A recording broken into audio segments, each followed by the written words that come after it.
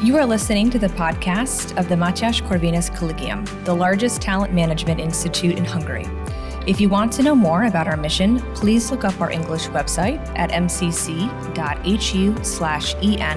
or check out our Facebook, Instagram, and Twitter channels. For interesting articles and analysis of our professors, external contributors, and students, look up our knowledge base at corvinus.hu/en. Hello and welcome to today's edition of the MCC podcast, where we're about to dive into the world of sports law. My name is Gabriella Érdi. I'm a member of the Center for International Law here at MCC, and I have the privilege to be joined by Professor Jodi Balsam, a professor of clinical law and Director of Externship Programs at Brooklyn Law School. She's a recognized authority in sports law and teaches the sports law course both at Brooklyn and NYU School of Law. Professor, welcome to Budapest, welcome to MCC and to the podcast. Thank you so much for having me here. Really love your city. Thanks. And just as an opening question, if you could introduce what the field of sports law exactly is, whether it can be defined in any ways or whether it's too broad to be defined. Well, the field of sports law differs somewhat country to country. But in the U.S. at least, and probably in most of the EU, there really is no such thing as sports law. There is the practice of law within the sports industry in which many areas of substantive law are necessary to learn and apply. So, for example, the principal areas of substantive law that a lawyer practicing law on behalf of a sports entity needs to know includes contract law, labor law, intellectual property law like trademark, antitrust law, also called competition law. And what are the main legal challenges in this field? Well, I started out my career in practice as a lawyer in a private firm, and I handled matters on behalf of clients in the sports and entertainment industry. And for the most part, those matters involved contract law and antitrust law. I later moved on in my career, and I worked as an in-house lawyer in the law department of the National Football League. And the challenges were quite diverse, covering almost every area of law that you would expect any business of the dimension and importance of an American Football League would encounter. So it was a very busy workplace with a wide variety, a wide range of legal matters coming before us. And I'd imagine it's a very different system what you guys have in the US and what the European model might be. Could you elaborate on that and maybe also bring some practical experiences of yours, if there are any? Yes, so European sports and American sports are organized differently along a couple of measurements, right? So first there is the structure of the competition. So in European sports, for the most part, the leagues are integrated from the lowest levels, amateurs and developmental leagues and junior athletes, all the way up to the professional athletes. In sports like football, there is an open system of promotion and relegation at every level, and the entire sport is governed in a pyramid structure with a national governing body that oversees all levels of sport. The U.S. is quite different. In the U.S., the way to describe how sports function as both a competitive event as well as a business is that it is disintegrated. There's a very sharp distinction between amateurs and professionals. The professional leagues are closed leagues. There's no promotion and relegation. Once a team is formed to be a member of a league, they are a member of that league indefinitely. And the way that they develop player talent is quite different. So as opposed to developmental academies that are associated with a particular team and feed into that team or club's player system, in the U.S., there are independent developmental leagues that exist largely in universities or colleges. There are some recreational leagues, there are some unaffiliated semi-professional developmental leagues, but there is no pyramid structure, and that has resulted in a reliance on labor unionization of professional athletes to control costs and have a predictable, regular inventory of athletes to take the field on behalf of our various professional sports leagues. And what are some of the best features of each model? And what are some areas that they could maybe benefit from changing? Well, a lot of people like to describe the European sports sector as one that focuses more on sports as community building and as a social phenomenon that is essential to human well-being. North American sports, especially in the U.S., tend to be more commercially oriented, and that has its pluses and minuses. Sort of on the plus side, it has developed the business into quite a financial success in which clubs that participate in the major sports leagues have more predictable and consistent sources of income. They're closed leagues, and the focus on commercial success has led to huge prosperity, not just for the owners of these teams, but also for the players.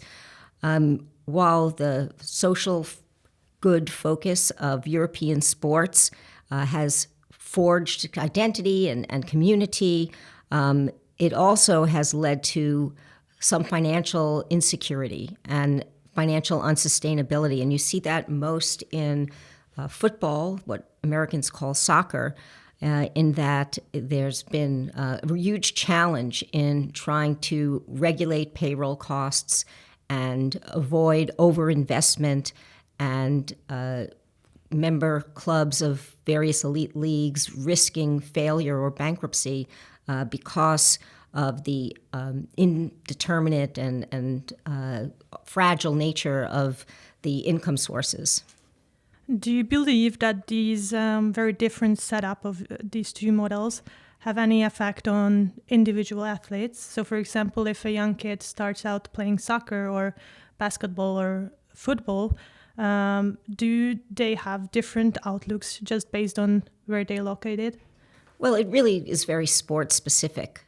So in football, for example, what the developmental academies have led to is the best football talent in the globe, right? So you have athletes in football in Europe who have no match anywhere else. The developmental academies have produced an elite level of performance that no other system can match. But on the other hand, it has been criticized as being somewhat abusive to youth, many of whom don't make it to the professional level, who have not received an adequate education to redirect their life course, and who are disposed of by the system if they never gain professional status. In the U.S., on the other hand, athletics are not given as much public investment as they are in Europe, and so there are athletes who don't have the personal resources, the family resources to develop their talents. We're much more dependent on private wealth, especially for some of the Olympic sports, and so it's less friendly to athletes who don't have the support system that developmental academies offer. One other thing I should say about the difference between how North American sports are organized and European sports are is that, as I mentioned before, there are very few sports-specific laws in the U.S. The sports sector is regulated the same as any business, whether that be pharmaceuticals or farming or banking. The sports sector is not treated any differently. There is no central regulator. There is no Ministry of Sports. They're a business like any other. You find in the European model, often there will be a specific Ministry of Sports, and there will be sports-specific regulatory schemes that treat sports as an exceptional or unique industry. What about the effect on society as a whole? Do one model or the other encourage sports participation more? Well, it's interesting. There have been some studies on the impact of differences in how the sports sector is organized. And I guess the question is, how do you measure success, right? So one way to measure success is by participation in sports and athletics by the general population. And one thing that we have learned is that certain nations are hugely successful in engaging large contingents of their population in sports. The highest physical activity levels in the world rather, are the countries of Australia and Taiwan and the Scandinavian countries, interestingly. And their sports sectors are each organized in very different ways. So it's hard to conclude from the way a country organizes its sports sector whether that will lead to higher levels of sports participation. Another way to measure success is whether the nation has garnered more Olympic medals or won more world championships or otherwise have succeeded in elite sports competitions. And the world leaders in that regard are the United States and Russia. Again, they have organized their sports sector very differently. Another way to measure success is through the degree that sports have been successful commercially. And as you might guess from my earlier comments, the U.S. wins that race. The U.S. magazine Forbes annually evaluates franchise values globally, and they come up with a listing every year of the 50 most valuable sports franchises. And year after year, the top 10 are primarily U.S. sports teams. This year, the 10 most valuable sports franchises are all U.S. teams, 7 in football and 2 in basketball, 1 in baseball. So if you're measuring success of how a sports sector in a nation is organized, then in terms of commercial success, the U.S. clearly outruns all the other nations. The only other nations whose teams are even in the top 50 are those with elite soccer clubs, football clubs, including Spain's Barcelona and Real Madrid, and the UK's Manchester United. I think Paris Saint-Germain is also on that list, but by and large, out of the 50 top valued sports franchises in the world, 41 of them are U.S. teams. So then it's a fair assumption to say that the models by themselves are not what defines success necessarily in sports. No, and it's very hard to predict, other than to say that if you are a country willing to invest a lot of money in your sports development, you will have success by one of those measures. And in the U.S., that investment largely comes from private sources. In other parts of the world, it more often comes from public sources.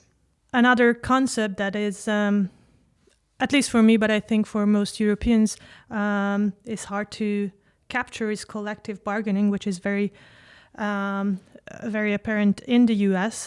Could you elaborate on what that is and what effects it has? So every country has their own labor policy. In the EU, it is a multinational labor policy that governs how workers can collectivize, unionize, sell their labor, transfer freely across borders. The U.S. has a national labor policy that encourages and incentivizes workplaces to unionize and to then attain the bargaining power and leverage to negotiate a collective bargaining agreement with management. Unionization has occurred across every industry in the U.S., including professional sports. So each of the main U.S. sports leagues over the last 50, 60 years have seen their professional athletes form a labor union, and through that labor union be able to extract concessions from the league, from management, including greater freedom of movement, known as free agency, including greater share of overall league revenues, greater bidding on salaries, a greater control over their careers.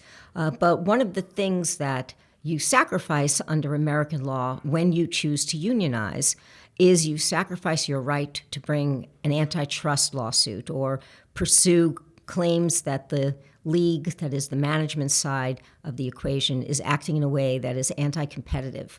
And so it's a balance, it's a trade-off to unionize as a professional athlete.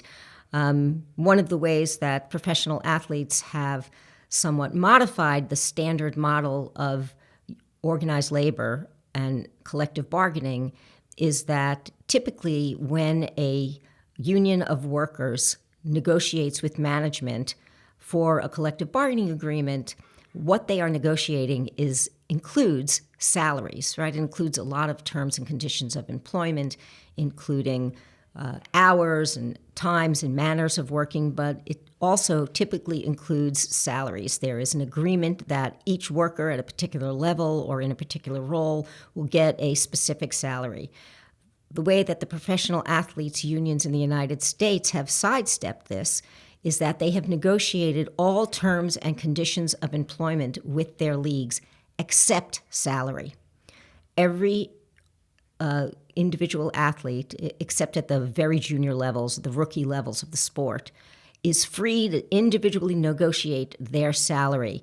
There are limits, there are constraints, but as you can tell from what you might have read about professional athlete salaries in the United States, those constraints still allow for salaries in the millions and tens of millions of dollars each year for athletes at the height of their sports. The main constraint that you probably have heard or read about is something known as a salary cap. So a lot of professional sports leagues in the United States, as part of their collective bargaining agreement, agree that the total payroll across the entire league will be capped at some specific number. So I'll give you an example from the National Basketball Association, the NBA. They have agreed to a loose cap that roughly promises that of all the revenue collected by the sport of basketball, in the NBA version of the sport of basketball, will be shared with the players roughly 50-50. So if you total up the 30 NBA teams' payrolls, that number can come to no more than 50% of all revenues, and those revenues include ticket sales and TV rights and sponsorships and licensing for merchandise. And there are some loopholes that allow teams to exceed the salary cap for a given year in cases of players who have been with the team a certain number of years and want to stay with their team to promote continuity of their rosters. But the salary cap system has done two things. It has ensured that players will always get a significant share of overall league revenues because the salary caps are also salary floors. The teams can spend no more than X percentage of all revenues, but they also may not spend any less than a slightly lower percentage. So it ensures that athletes are sharing richly in the revenues. And it also ensures on the team side of the equation that their payrolls will be manageable, predictable, and will not bankrupt them. And in that way, the sort of labor bargain in the United States has enriched, on the commercial side, the sports leagues teams and guaranteed the financial success of those teams, something that has been challenging in the EU countries because you have multiple national systems of labor regulation.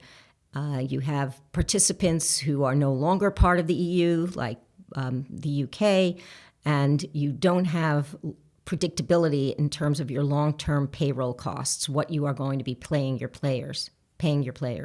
Fascinating, such a complex system it is. As a closing question, what happens when a legal dispute arises in the field of sports? So, for example, if there's a contractual issue between a player and his team, where can he go, both in the US and in the EU? Well, trending in both places is that legal disputes will be resolved through private arbitration. And especially in the U.S., private arbitration occurs for almost all internal disputes, meaning disputes involving participants in a single league. So if you're Major League Baseball and one team has a dispute against another for whatever reason, they're required by the governing documents of Major League Baseball to bring that dispute to an internal arbitrator. If players have complaints about how their teams are performing or failing to perform a playing contract, by virtue of the labor agreement, they have to bring those grievances to private arbitration. So increasingly in the U.S., most legal disputes are resolved privately. There are some opportunities for bringing a complaint in a civil court and receiving judicial review of a sports business practice. That happens largely when the complaint involves antitrust law or competition law. And you'll see more and more of the trending towards private dispute resolution happening in Europe, largely because of the success of the Court of Arbitration for Sport, CAS, which has developed something of a lex sportiva, that is a transnational law of sport, where incorporated into the charter documents of a number of sports governing bodies, including FIFA, including the International Olympic Committee and various national sports governing bodies, disputes are required to be heard through CAS or other private arbitration. The advantages are that you'll have a more efficient, less expensive process in which those who are adjudicating the disputes are experts in the field. But there have been some challenges to that, more successful in Europe than in the United States, challenges that revolve around fundamental rights questions and the right of an athlete in particular to have a public forum and access to public courts when a dispute arises concerning, for example, their eligibility or their participation.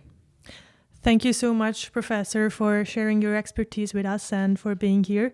I really believe that I personally learned a lot, and I hope that the listeners will as well.